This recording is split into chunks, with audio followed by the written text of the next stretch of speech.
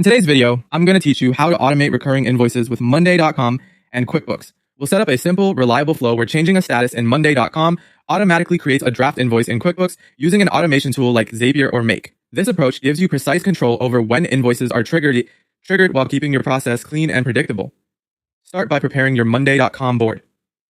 Create a board dedicated to your recurring clients or projects, and add columns for client name, amount, and a status column with stages such as in progress, ready for invoice, and invoiced. This structure ensures every item holds the data your invoice needs. Next, open the Automate section on that board and create a webhook automation that fires when the status changes to ready for invoice. A webhook is simply a signal your board sends to another app the moment a condition is met, and it carries the item's details so your automation tool can use them. Now switch to Zapier or Make. If you don't already have an account, sign up, then create a new Zap or scenario. For the trigger, choose the webhooks module and select Catch Hook. The tool will generate a unique webhook URL. Copy it and paste it into the webhook field inside your Monday.com automation so Monday.com knows where to send the data. Then add your action, select QuickBooks as the app, and choose the event Create Invoice. Connect your QuickBooks account when prompted and confirm you're linking the correct company or region.